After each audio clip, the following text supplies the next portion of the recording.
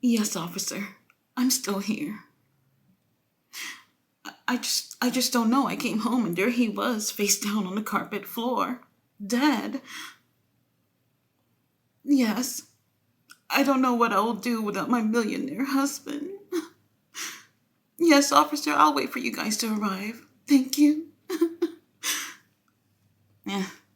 You guys, this outfit is giving me I just buried my rich ass husband and I'm waiting for funds to transfer onto my account because I know I'm the beneficiary. Damn, I look good.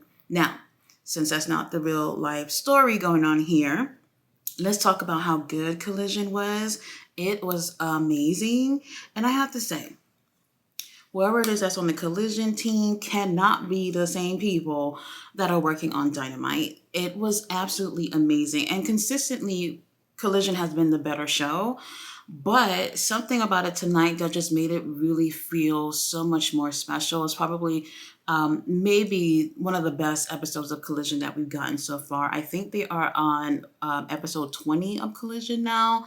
And it feels so good. And it just feels so much better than Dynamite. So, Tony Khan, you gotta get Dynamite to feel like the same level, the same type of vibe like what we had with Collision, because Dynamite is supposed to be your A show, your main show, and right now Collision is looking so much better. So let's get into it.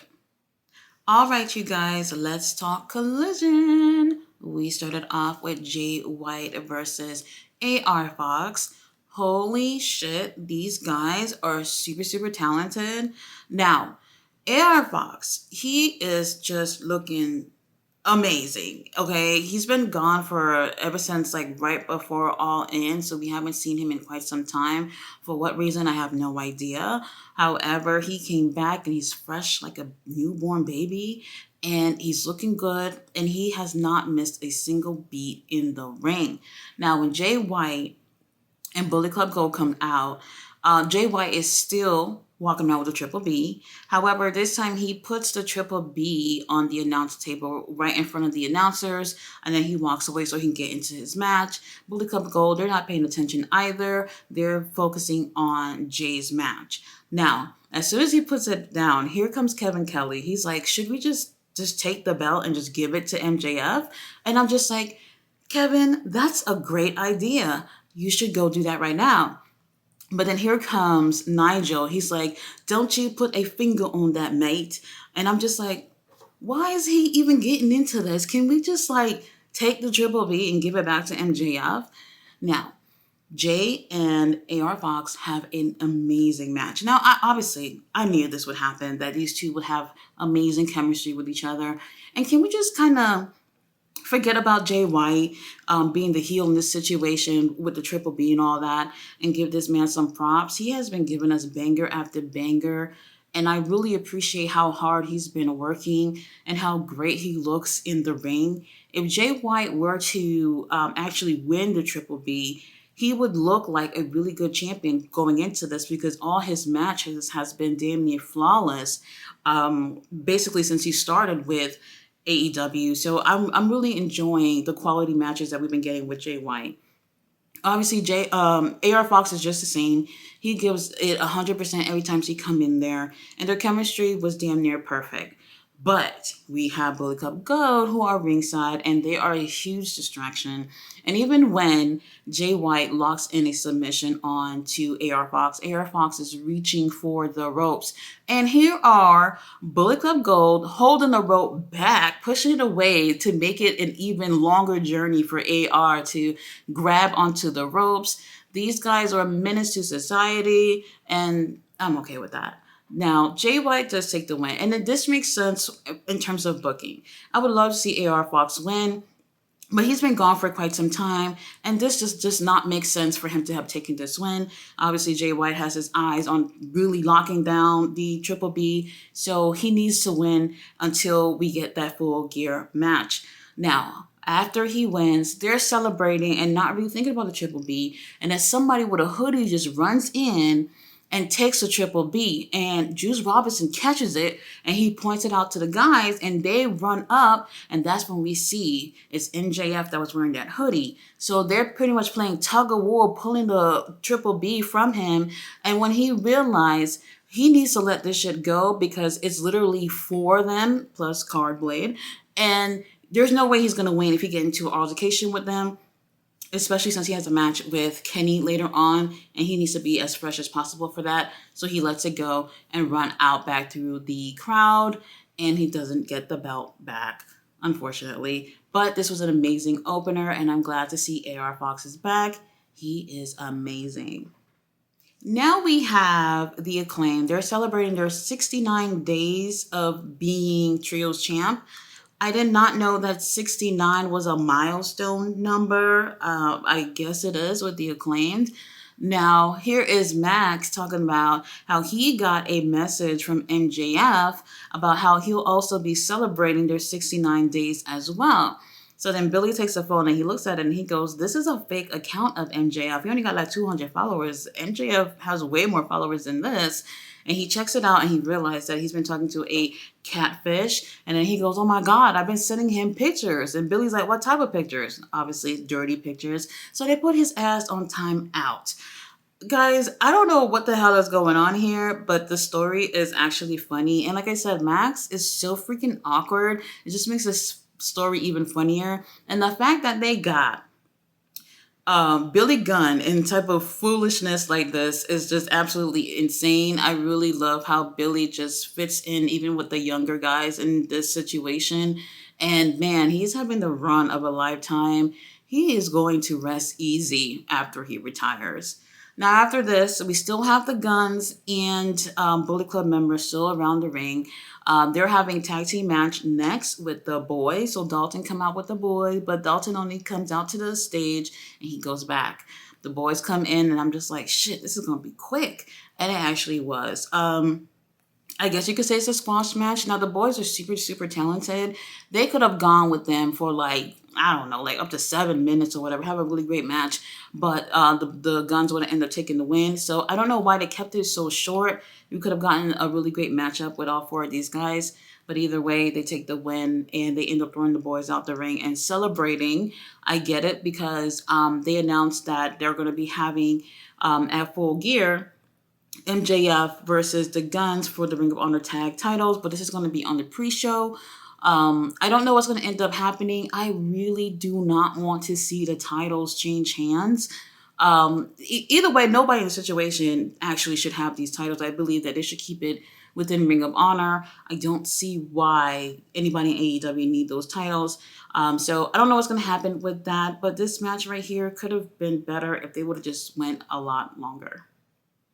Up next, we have another teaser about Danhausen. He's very nice, very evil, and coming very soon. And honestly, I think it should be very nice, very evil, and coming very much later, whenever that's going to be. It seems like we've been seeing this for quite some time. I'm not going to lie. I thought they was going to bring it back for Halloween or whatever, but it doesn't seem to be the case. I know he had got injured. I think it was his arm he got injured, and I think that's healed up right now.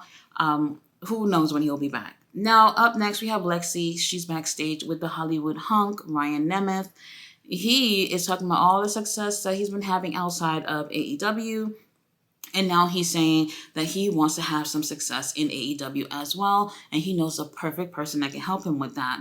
They were actually standing outside of the room, the dressing room of CJ Perry. Now, I'm just like, oh, snap. Someone else who's going to die in the hands of Miro. So he knocks on the door and the door opens. And we're thinking that it's CJ who's at the door. And then you can see this look on his face. And you guys, it's Miro at the door. And he goes, is CJ there? Can I speak to her? And he's like, yeah, come on in. He seems so inviting, as if you're going to come inside, get some hot cocoa and some cookies. And then once he walked through the door, he snatches him up and whoop his ass. And the door is closed, so we don't get a chance to see the beatdown, but we definitely hear it. It sounds like the camera should have been in there. Lovely. So now we have the women's title on the line, Abaddon versus Hikaru Shida. Abaddon looked amazing. Abaddon had this Spawn-inspired cosplay type of gear looking going on. It was pretty cool. Hikaru Shida, I'm not sure what she was going for, but she was wearing a dress with a slit, and I was like, holy shit, she looks awesome. Now, with a slit on the dress, it makes it more comfortable to move around with, because if it wasn't, then I don't know how she'd be moving with that dress. But both of them looked amazing. And kudos to AEW for being an inclusive company and referring to Abaddon by their preferred pronouns. So that was really nice to see. Now, great match. They had weapons. The ring was decorated with Halloween shit or whatever. And I'm just like, oh, I love the way they went about with this. Now, I'm not going to lie. Because of how the women's division is right now, my whole thing was like, Hikaru Shida, as much as I love Abaddon, she can't not lose this title. It just feels like it would be a flip-flop thing with the women's division if this title would have changed hands so soon. But we got a really great match from the both of them, and one of my favorite spots here is Hikaru Shida with a witch broom goes on a top rope, and she puts the broom between her legs and jumps down like a witch. I thought that was absolutely clever, and I really loved it. And another thing that I loved about this match was Hikaru Shida kind of playing like a creeped out person, kind of sort of scared of Abaddon. And I really like that they played with that element in the match, and it just made Abaddon look even more terrifying. And for whatever reason, everybody keeps marking out every time they touch a pumpkin. What was the big deal about the pumpkin? I don't know. Now, towards the end, I really did feel like it would have been really close for Abaddon winning this match. And if it happened, it would have been whatever, but still think Shida winning was the best decision here. Now, there was a spot here where Abaddon has a one of those little pail that you put all the candies in, and she dumps it down, and a whole bunch of candies fall out. And I think maybe the crowd probably thought there was thumbtacks in there. I'm not sure, but I think it was clever that it was like candy in there. I mean, who wants to get suplexed on a pile of hard candy? You know what I mean? So I like that part. Now, Hikaru Shida does retain the title after putting a big ass pumpkin on Abaddon's head and giving Abaddon a katana for the win. This was fun and a really great comeback for Abaddon. We need to see more of them. So now we find out we're going to get Dax Harwood versus Pretty Ricky Starks in a one-on-one match. They do have a little promo, and the promo felt really, really good. Like, it just felt like they spent some time and money on making these guys look good. So I really, really appreciate that. While I don't mind Ricky and Big Bill feuding with FTR and FTR really wanting their rematch, I'm hoping they get their rematch, not win, and we kind of get Hobbs and Takeshita be part of a tag team. I don't know what the chemistry would be like at this point, but if they have really great chemistry, can you imagine them feuding with Big Bill and Ricky and end up getting those tag titles somewhere down the line? That would be absolutely amazing. Tony Khan, are you watching my video? Can you keep this in consideration maybe? I would love to see that.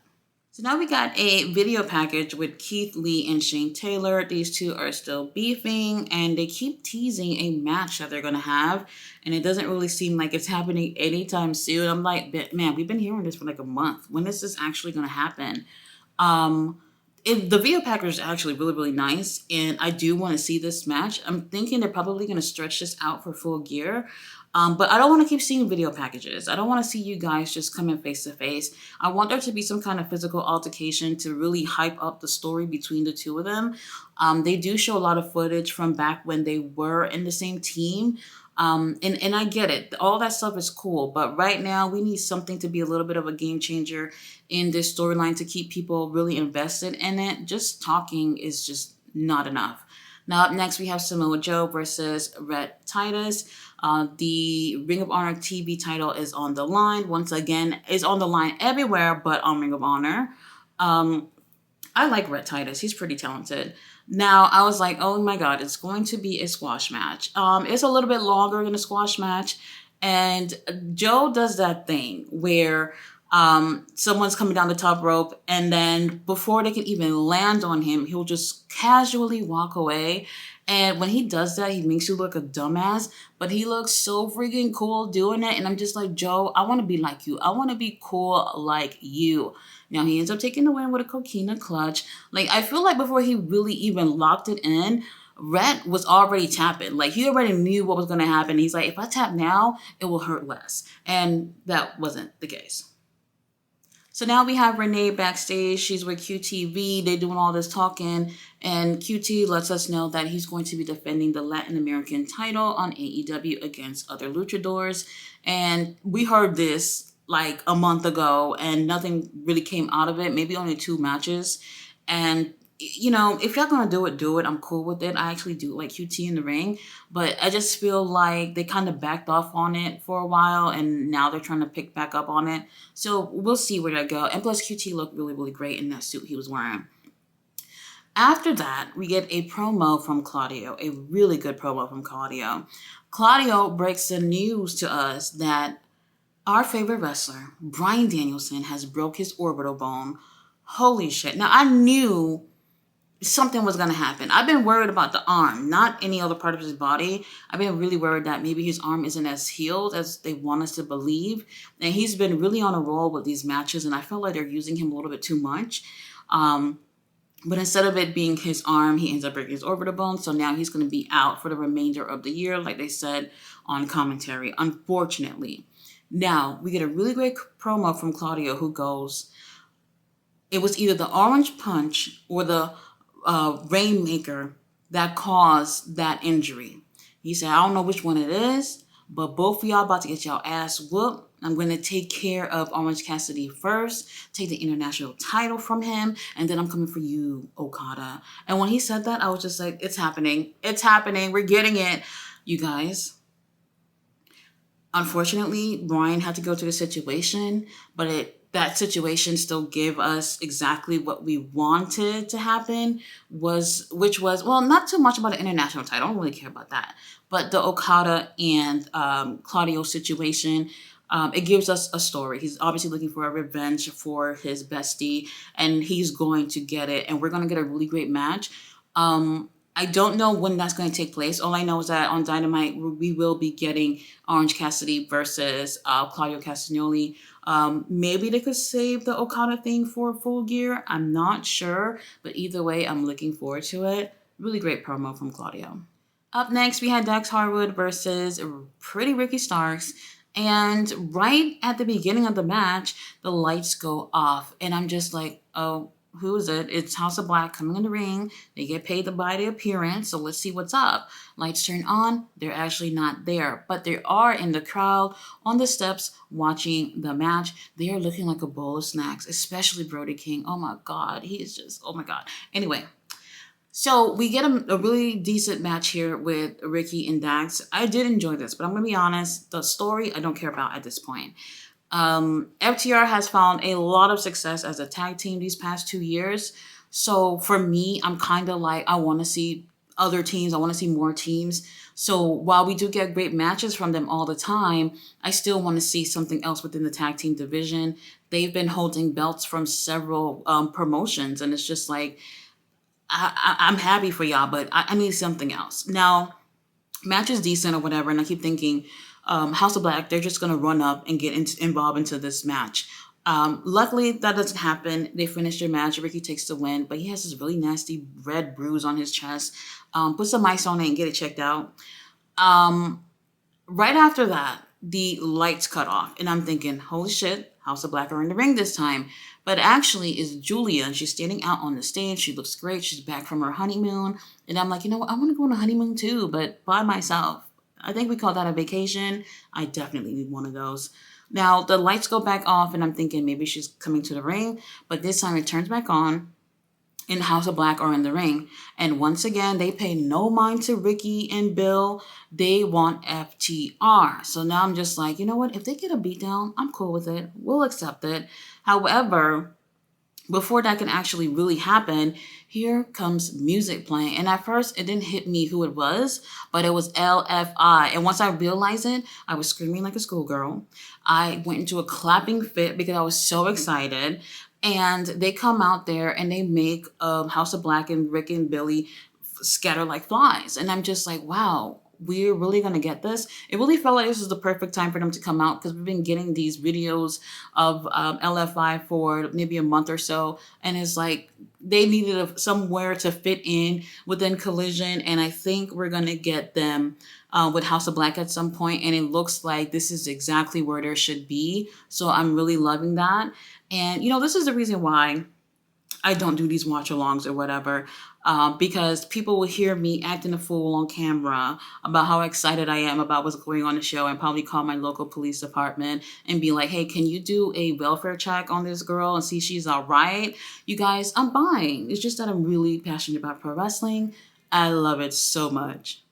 So now we have Lexi. She's backstage with Andrade, and she's like, did you just see that? LFI is back. Those are your homies. And plus, CJ Perry wants to manage you. What's going on through your head? And he's like, Lexi, soy un hombre de negocios. Y mis negocios son mis negocios. And then he just left. Wait, no, I think he said that in English. So basically he said, I'm a businessman and my business is my business. It is what it is. Personally, I don't know where they're going with Andrade. Since he's been back with AEW, he's been having nothing but bangers, but he's taken 2 losses, one from Jay White, one from Bryan Danielson. So right now, I'm not really sure what the direction is for him. If he would have been back with LFI, I think that would have been great, but I think he's really just trying to make a name for himself. But right now, it kind of feels like we're at a standstill with him in terms of what the next move is. And I'm just not sure where they're going with it. So now, once again, just like on Rampage, we have Chris Statlander with Willow and Sky. And she's like, what the hell is going on with y'all? Last night, y'all had y'all match. And there was a lot of tension between the two of y'all. And with y'all just focusing on this tension between the two of you guys, neither one of y'all took the win to go against Hikaru Shida tonight. Now, here comes Willow, and she's like, we're having some issues and we're going to get it fixed. And I think the best way to fix this is to speak to Julia, since Julia had came out earlier that night. And Sky Blue looks at Willow and she goes, if I need to tell Julia anything, it's going to be just between me and Julia. And then she walked away. And I'm just like, girl, what? To be honest, I'm kind of liking this. I'm loving the little attitude that we keep getting from Sky Blue. And when she said that, it makes me feel like there could be somewhat of an alliance with them. She's probably going to go over there and Julia's going to end up pulling her into the dark side. And I'm totally cool with that. I'm over there too. But Willow, I don't really see her making that change because it seems like she's trying to fight it. But the storyline is definitely getting interesting. So that's what I want to see with the ladies. Interesting stories. Up next, we have Tracy Williams versus Claudio Castagnoli. Tracy's already in the ring. He's super talented, by the way, if you've never seen him in the ring. Claudio comes out and he looks angry. He looks like he's full of demons and he wants to release them on somebody. And that's exactly what he does in the squash match. Now, normally I would not like this, but I felt like it makes sense. He's obviously really upset about what happened to his friend and he wants to take out his anger on somebody. And he does that with Tracy Williams. Even after when he wins, he put Tracy in a submission. And I'm just like, whoa, Claudio, he's barely hanging on to life here. Let's leave him alone. And it didn't look like a heel situation. Like, he's really upset about what happened with Bryan, and he's ready for Orange Cassidy on Wednesday. And after he take out the trash on Wednesday, he'll get to Okada. So now we have MJF and Kenny Omega. They are warming up before their matches. And I'm just looking for my binoculars so I can get a closer look. And here comes Samoa Joe coming to MJF. And he's like, hey, remember my little offer I made you the other day about us being friends? If you need me, let me know. What do you think? MJF doesn't really seem to be having an answer for him. He just really wants to win this match against Kenny Omega. And he just kind of doesn't look interested in Joe's offer. So Joe says, you know what?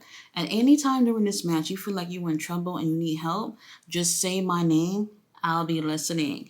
And I'm just thinking, oh, okay, so maybe we might see MJF in a desperate moment throughout this match and ends up calling on Joe for some assistance. I don't know, but I kind of thought that was pretty cool to kind of have that offer up in the air and seeing if he will actually need that. That would have been really interesting. All right, you guys, it's time for the main event. Kenny Omega versus our scumbag MJF.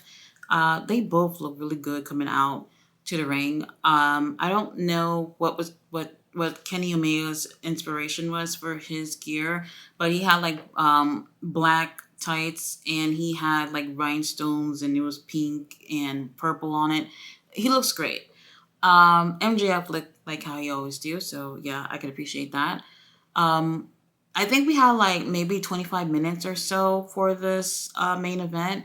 And that's what I really like. That's what I look forward to with seeing on Collision, that we get these lengthy main events. It really make main events feel important, unlike what we get on Dynamite. Um, Here's the thing. They were saying that it was going to be limited commercial.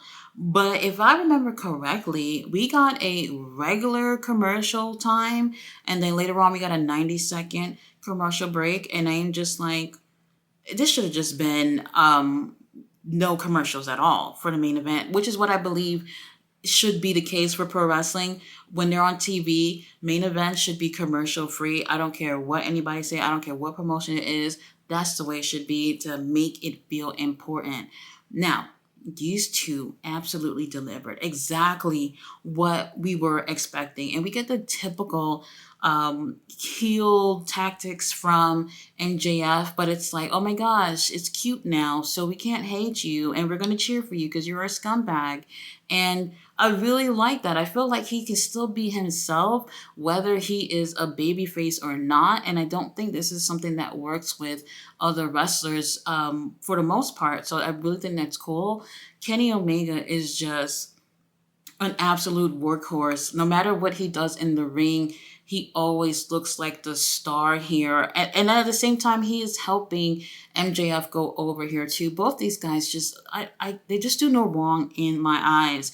Now, I was really surprised to see Kenny Omega bring out a table and give MJF a power bomb onto that table. At that point, I was like, this guy is really trying to protect his streak. He wants to make sure he's going to continue to be the longest reigning AEW champion. And I get that. I'm pretty sure that's a milestone that people will definitely love to have, especially as a champion. But it really still feel like, you know what, it makes sense for MJF to retain this title. Now, surprise, surprise, during this match, towards the end, Don Callis comes out. And him coming out kind of serves as a distraction for Kenny, but not a big distraction. He's ringside and he's kind of taunting Kenny, and Kenny will look back or whatnot, but he's still trying to stay focused with MJF because MJF don't give a damn who come out. He wants to retain his title. Now, referee ends up kicking out Don Callis, telling him to get the fuck out of here. I got a match to officiate and you're bothering me. So they continue the match for like another 2 more minutes. And there were so many near falls where it was just like my head was spinning. I was just like, holy shit, can somebody just win this? Y'all just doing too much right now. And MJF takes the win with a Panama Sunrise, then with a Heat Seeker after that, just to make sure that he was going to win. And our scumbag retains the Triple B, which he does not have, unfortunately. And MJF, he's a freaking star. I don't care what anybody says about him. He is doing everything a champion should do. He doesn't have to defend the championship every freaking week to look like a good champion. He has been doing that absolutely every single time that we see him. And I just absolutely love what we got from them. After that, they shake hands and even hug each other. And MJF raises Kenny's hand. And I love this. I love this so much. Thank you, Kenny, for giving MJF this opportunity. You really didn't have to do this. He just helps him make look like an even bigger star, and he looks almost flawless in the ring too. So I love both these guys. Hey, I'm so torn between the two of them. I was okay with whoever. Well, I'm not necessarily okay with whoever was going to win. If the title wasn't on the line, I wouldn't have cared that Kenny would have won. But moving forward, we have to really focus on this championship because Full Gear is coming really, really close. Right after the match, we see that we have Samoa Joe watching, and he looks angry, but he also looks like he's focusing. Like I couldn't really tell. Like, are you really focused or are you angry? Um, Surprise, surprise, Wardlow was there watching. Powerhouse Hobbs was watching. I don't know. At first, I was like, are you watching for MJF? He got eyes on the title. But I think it's more that he was watching for Kenny. We'll get a chance to see where that goes. That would be a huge opportunity for Hobbs to go against somebody like Kenny Omega. And also, we had the Bang Bang Gang watching as well. Jay White, get your hands off the Triple B and give it back to the champion. He deserves it. Guys, thanks so much for watching my review. I can't wait to see what's happening on Dynamite. Things are definitely heating up before this pay-per-view.